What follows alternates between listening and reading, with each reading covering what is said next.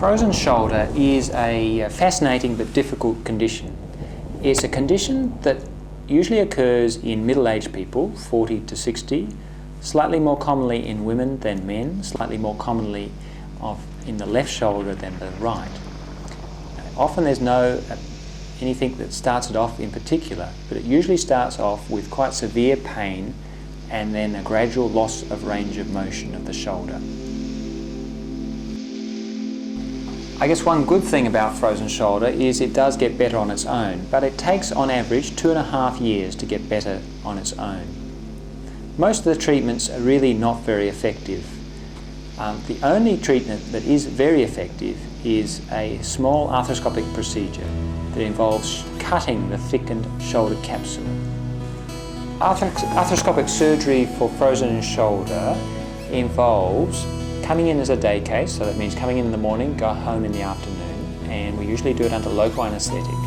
We make 3 small incisions around the shoulder and look inside the shoulder and usually see that it's very red and inflamed. The capsule, as I mentioned, is very thickened. And what I can do is with some arthroscopic instruments carefully cut that thickened capsule all the way around the socket. And this will give you back your range of motion immediately, and it usually takes away the pain immediately. After this procedure, it's very important to continue to move your shoulder. So I will not use a sling, I'll use a cold pack to help keep the shoulder cool. And I want you to go and see your physiotherapist the next day to have them move your shoulder, because we don't want it to get stiff again. Arthroscopic capsular release for frozen shoulder is a very successful operation, in the order of 90%.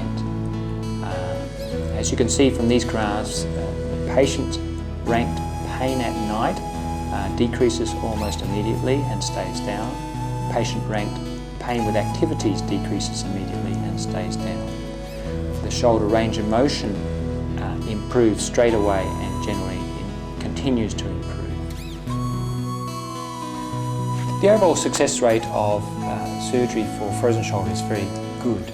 There are, however, some small risks and potential small risks and complications. And these include, for instance, a small risk of the anaesthetic, but we minimise this by using local anaesthetic. There's a small risk of infection, but we minimise this by using antibiotics and a body wash that you will use the night before and the day of surgery. There's a chance that the shoulder will become stiff again, but we minimise this by having you work with your physiotherapist early. I hope that this short video has helped you understand your condition better and will help you and I get it better faster and get you back to the activities that you want to do sooner.